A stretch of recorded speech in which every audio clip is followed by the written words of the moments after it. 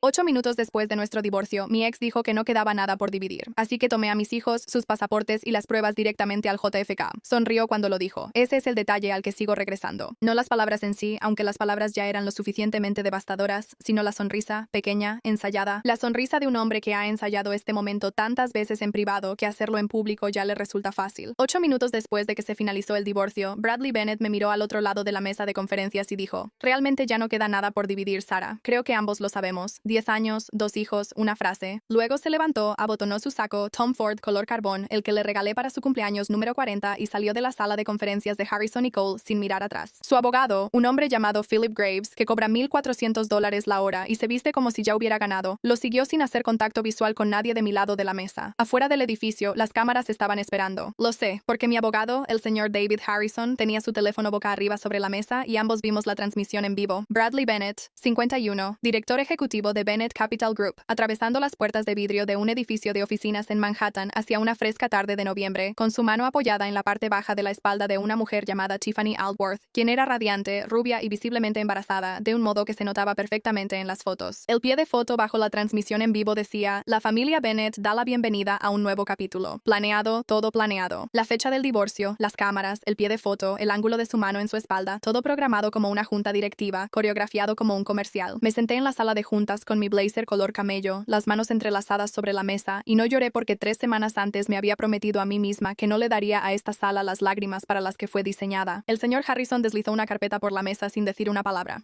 La abrí y ahí es donde realmente comienza esta historia. Había estado casada con Bradley Bennett durante 10 años, 2 meses y 9 días cuando él sonrió al otro lado de esa mesa de juntas. Quiero que entiendas quién era yo en ese matrimonio porque eso importa para todo lo que viene después. No soy alguien que ignoró las señales de alerta. Soy alguien a quien le dieron explicaciones muy convincentes para cada una de ellas por parte de un hombre que había pasado décadas aprendiendo precisamente cómo dar explicaciones convincentes. Conocí a Bradley en una subasta benéfica cuando yo tenía 32 años. Él tenía 41. Tenía ese tipo de confianza que llena una habitación sin necesidad de anunciarse, el tipo de confianza construida a lo largo de generaciones de certeza acumulada. Los Bennett son de dinero de abolengo, no de la tecnología ni de Wall Street, sino del tipo más antiguo y discreto. Del tipo que tiene una finca en Greenwich y el apellido familiar en 2 salas de hospital, y una madre que trata la influencia social como una profesión, Elaine Bennett. Quiero ser específica sobre ella porque es importante para esta historia de maneras que no entendí hasta hace poco. Tiene 68 años, mide 1,62 m y es la persona más deliberadamente amable que he conocido. Cuando Bradley y yo nos comprometimos, ella me recibió con una calidez acogedora que se sentía genuina y probablemente lo era, aunque con sus propias condiciones.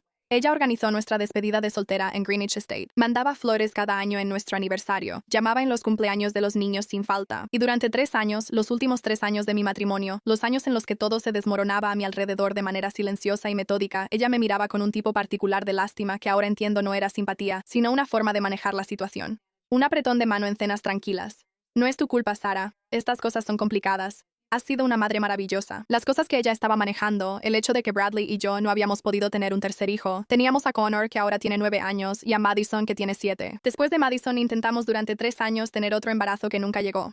Fui a ver doctores, saqué citas y acudí a todas y después manejaba de regreso a casa sintiéndome vacía y en silencio. Hice lo que la gente hace cuando le dicen que sea paciente y tenga esperanza y que maneje sus niveles de estrés como si el duelo fuera un problema de agenda. Bradley fue comprensivo, atento, estuvo presente en las citas a las que asistió, que fueron más o menos la mitad. La otra mitad se las perdió por el trabajo, lo cual entendí, lo cual me repetía a mí misma que era razonable. Me apretaba la mano en las salas de espera. Decía que no cambiaba nada. Yo le creí, porque soy una persona que, cuando le dan una explicación convincente, tiende a sostenerla con cuidado y llamar la verdad. La primera vez que algo no cuadró fue un número. 14 meses antes del divorcio, estaba revisando las cuentas del hogar, algo que hacía cada trimestre, una costumbre de antes del matrimonio cuando manejaba mi propio dinero, con la atención enfocada de alguien que había tenido que hacerlo. La cuenta era conjunta y mostraba un patrón que no había visto antes. 3 transferencias, cada una de $11,000, cada una a una sociedad tenedora que no reconocía, Lakeview Capital LLC. Le pregunté a Bradley sobre eso en la cena. Él dijo: vehículo de inversión, cosas aburridas, no te preocupes por eso. Lo dijo con facilidad, automáticamente, como cuando respondes una pregunta para la que ya te preparaste. Escribí Lakeview Capital en una nota adhesiva y la pegué dentro de la portada de mi agenda personal. Y luego me dije a mí misma que probablemente no era nada y volví a las tareas de la noche. Ayudar a Madison con un informe de lectura, enviarle mensajes a la maestra de Connor sobre el permiso para una excursión, toda esa arquitectura invisible de un hogar que alguien tiene que mantener y que, en esta casa en particular, era en gran parte mi responsabilidad. La nota adhesiva se quedó en mi agenda durante 9 meses. Luego encontré la segunda cosa. Era un mensaje de texto. No estaba husmeando. Quiero dejar eso claro, no porque le deba esa claridad a alguien, sino porque es importante para la secuencia de cómo entendí lo que estaba pasando. El teléfono de Bradley estaba en la encimera de la cocina, boca arriba, cargándose. Él estaba en la ducha. Apareció un mensaje de texto y pude ver la vista previa sin tocar el teléfono, y la vista previa decía: ella no sabe lo del departamento, ¿verdad? T.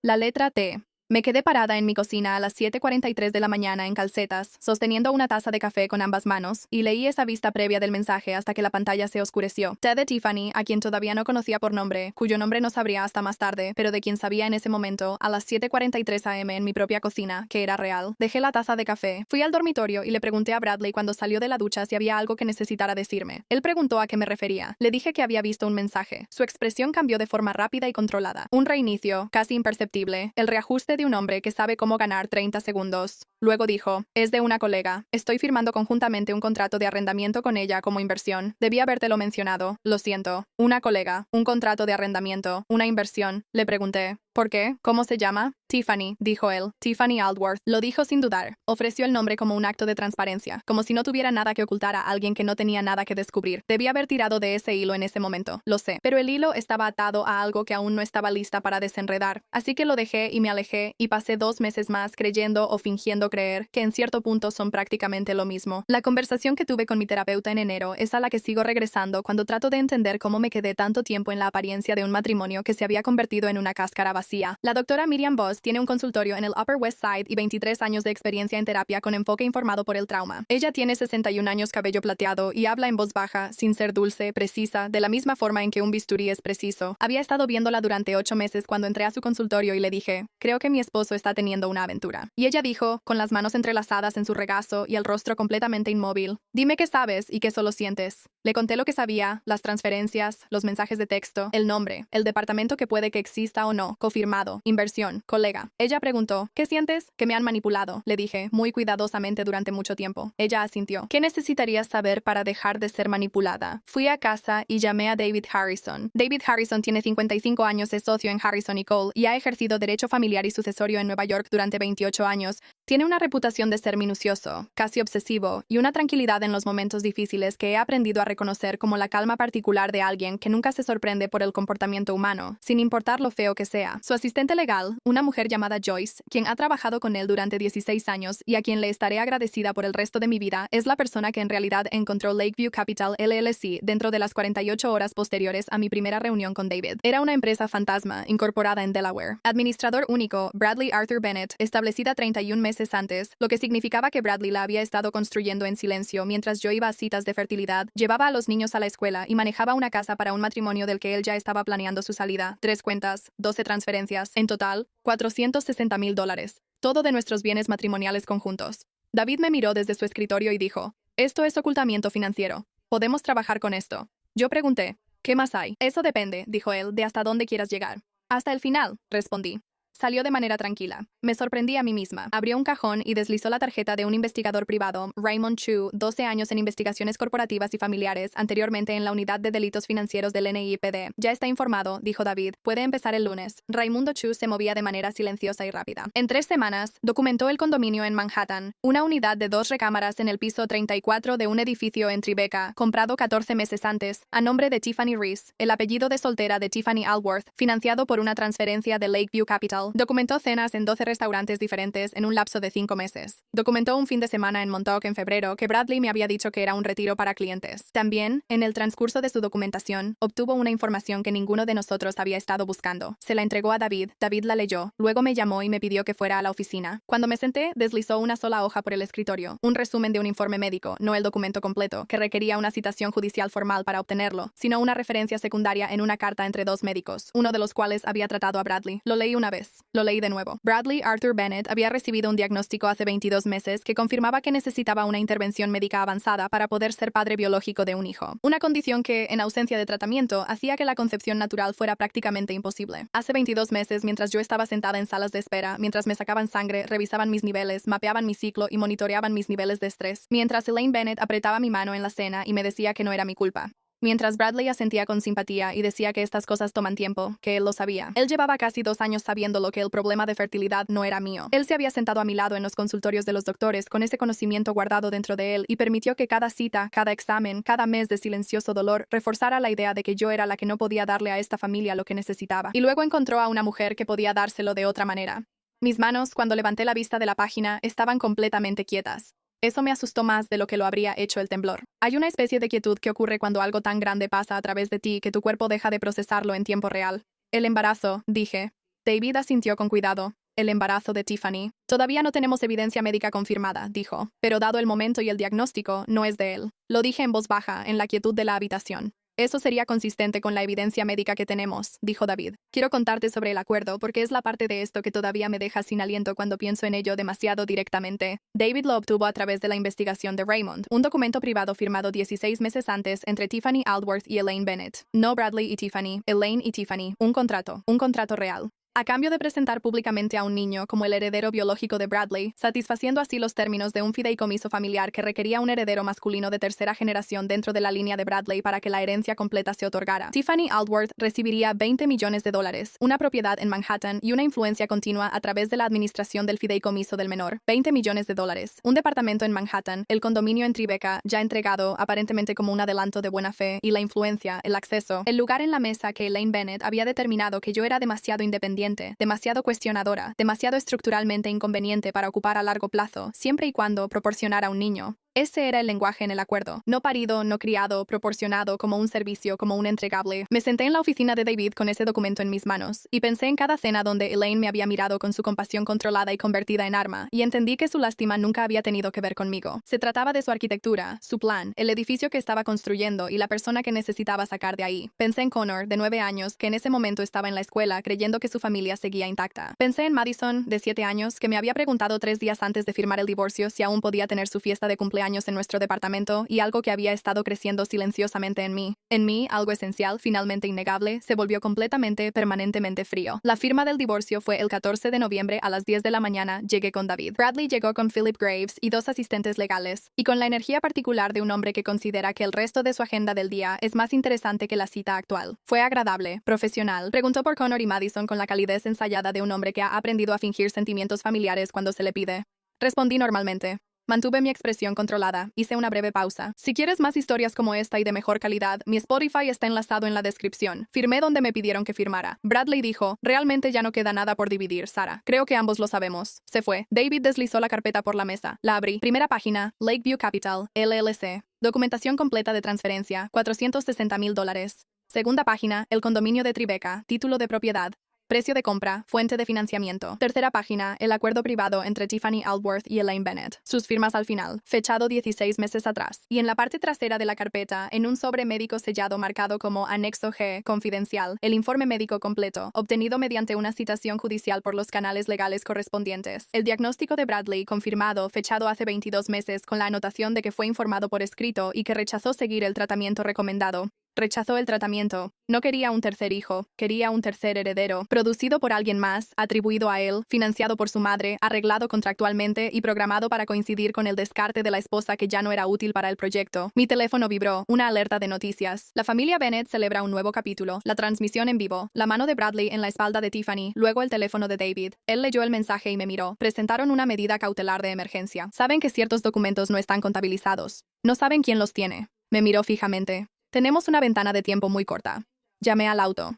En el asiento trasero, Connor se inclinó hacia adelante desde su asiento elevador. La asistente de David había recogido a los niños de la escuela según nuestro plan y preguntó, ¿todavía vamos a Londres? Los boletos para Londres habían estado en mi teléfono durante 6 días. 2 semanas con mi compañera de universidad, Diane, que vivía en Notting Hill y nos había estado invitando a visitarla durante 3 años. Compré los boletos 3 días después de sentarme en el consultorio de la doctora y decir en voz alta la palabra logrado por primera vez. Sí, respondí. Pero primero, necesito asegurarme de que nadie pueda seguirnos. Connor pensó en esto con la seriedad de un niño de 9 años que ha pasado por más de lo que un niño de su edad debería. Luego dijo, está bien, y se recostó. Madison ya estaba dormida junto a la ventana. Le pedí al conductor que diera la vuelta. De regreso a Harrison y Cole, porque David había llamado desde el auto y me dijo que fuera directamente. Hay otro archivo, dijo. Brittany lo dejó hace 20 minutos. Brittany Bennett, la hermana menor de Bradley, de 38 años, que había pasado 10 años en la complicada posición de amar a su hermano y saber exactamente lo que era, que había asistido a las fiestas de cumpleaños de Connor, a la obra escolar de Madison y a cada reunión familiar con una calidez que ahora entendía que también era una forma de duelo. Duelo por lo que sabía que él era capaz de hacer. Duelo por lo que lo había visto hacer. Quien me había enviado un mensaje de texto 3 días antes de la firma del divorcio. Lo siento, Sarah, por todo. Debes saber que hay más cosas de las que sabes. No había dejado su nombre con la recepcionista de David. Simplemente dejó un cuaderno encuadernado en cuero en la recepción y se fue.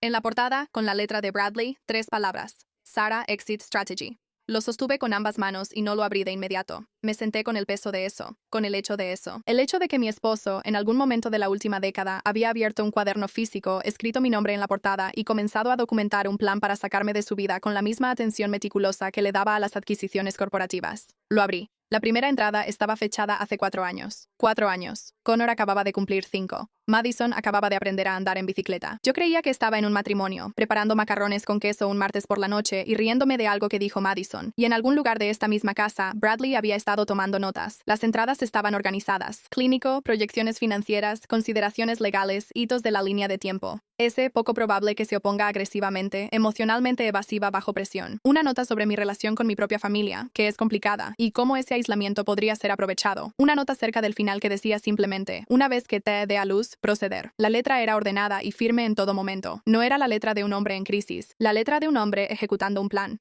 David tomó el cuaderno suavemente de mis manos después de unos minutos. No me había dado cuenta de que había dejado de pasar las páginas. ¿Estás bien?, dijo. Pensé en la pregunta sinceramente. No, respondí, pero lo estaré. ¿Qué hacemos ahora? Lo que hicimos, a las 3:47 p.m. Y mientras Bradley estaba de pie en el césped de Greenwich Estate con la mano de Tiffany en la suya, las cámaras haciendo clic y el champán sirviéndose, Harrison y Cole presentaron su respuesta formal a la orden judicial de emergencia, adjuntando los documentos como anexos, el informe médico de Bradley y el comprobante de recepción, el acuerdo privado entre Tiffany Aldworth y Elaine Bennett, toda la documentación de transferencia de Lakeview Capital LLC, el título del condominio en Tribeca y la cadena de financiamiento. La llamada telefónica grabada, porque David, con una previsión silenciosa, había estado grabando todas las llamadas que pasaban por la línea fija de la oficina desde que se presentó la orden judicial, en la que Bradley me dijo que me sepultaría en trámites de custodia hasta que Connor fuera grande y Madison apenas recordara mi rostro. Y el cuaderno, Sarah Exit Strategy, presentado como Prueba K. A las 4:09 p.m. estaba sentada en la sala de conferencias de David viendo la transmisión en vivo de la propiedad en mi teléfono. Vi a Bradley mirar su teléfono a mitad de una frase. Vi cómo el color desaparecía de su rostro de una manera que creo que él no pudo controlar. No fue actuación, no fue un intento de recomponerse. Simplemente se fue. Tiffany se alejó de él. No de manera dramática, solo unos cuantos centímetros. Suficiente. Una reportera al borde del encuadre cambió su expresión a mitad de una sonrisa, como hacen los periodistas cuando algo cambia en el cable de noticias. 3 invitados cerca del frente de la multitud dejaron de aplaudir y se inclinaron unos hacia otros. Para las 4:30, el jefe de gabinete de Bradley había llamado a la oficina de David 4 veces. David no contestó. Para las 5 p.m., Bloomberg tenía una nota de 2 frases. Fuentes indican que la fusión pendiente de Bennett Capital Group con Hartwell enfrenta un posible retraso debido a nuevos procedimientos judiciales de familia. 2 frases. Suficiente. Philip Graves llamó a las 5:17. David contestó. Escuchó durante 30 segundos, dijo, no estamos interesados en negociar términos esta noche, y colgó. Elaine Bennett llamó a mi celular personal a las 5:44. Me quedé mirando su nombre en la pantalla durante 4 timbres. No contesté. Por primera vez en 3 años no necesitaba que me controlaran. La audiencia de emergencia era a la mañana siguiente a las 9:00 a.m. en la sala de la jueza Patricia Wren. La jueza Wren tiene 57 años, lleva 20 años en el tribunal de familia y tiene el cansancio particular de alguien que ha visto toda clase de autoengaño humano ante ella y hace mucho que dejó de sorprenderse por ello. Bradley llegó con Philip Graves, 2 asociados y una corbata chueca. La corbata chueca fue el detalle que me dijo todo sobre su noche. Tiffany iba vestida de rosa pálido. Una mano descansaba sobre su estómago durante todo el proceso, un gesto tan constante y deliberado que, después de un rato, se convirtió en una especie de declaración. Philip Graves exigió, con la entonación formal de un abogado que cobra $1,400 la hora, que los pasaportes de los niños fueran entregados de inmediato y que todos los documentos actualmente en posesión de Harrison y Cole fueran devueltos sin demora. David sonrió, con esa sonrisa controlada, nada actuada de un hombre que tiene 4 ases en un juego que la otra parte no sabía que se había intensificado. Estamos preparados, dijo él, para discutir 5 años de bienes matrimoniales ocultos, declaraciones financieras falsas en el proceso de divorcio, posible perjurio relacionado con esas declaraciones y un acuerdo contractual privado. Eso plantea serias dudas sobre la paternidad y el estatus legal del niño que actualmente se presenta como heredero biológico de los Bennett. La jueza Wren miró a Bradley por encima de sus lentes de lectura con una expresión que solo puedo describir como claramente nada impresionada. El rostro de Bradley se había mantenido controlado durante la mayor parte de la mañana. Fue cuando David presentó el informe médico, la copia formal requerida judicialmente, prueba G, cadena de custodia documentada, recibida como evidencia, que el control se le escapó, solo por un segundo, una tensión alrededor de los ojos. Tiffany, quien se había estado controlando con una compostura sorprendente, miró la anotación de la prueba en la pantalla proyectada y dijo, con una voz lo suficientemente fuerte para que todo el tribunal la escuchara, ¿y mi condominio? La frase cayó como una piedra en agua tranquila. Philip Graves se volteó para mirarla. Ella pareció darse cuenta, medio segundo demasiado tarde, de lo que había dicho, e intentó recomponerse. Solo quiero decir, si hay preguntas sobre los bienes, estoy segura de que las habrá, dijo la jueza Wren, con una sequedad que la sala del tribunal apreció mucho. Ella se volvió hacia Bradley. Señor Bennett, ¿se usaron bienes matrimoniales para financiar la propiedad en Tribeca que actualmente está a nombre de la señorita Aldworth? Bradley dijo, eso es un vehículo de inversión aparte, y no creo que... Es una pregunta de sí o no, dijo la jueza Wren.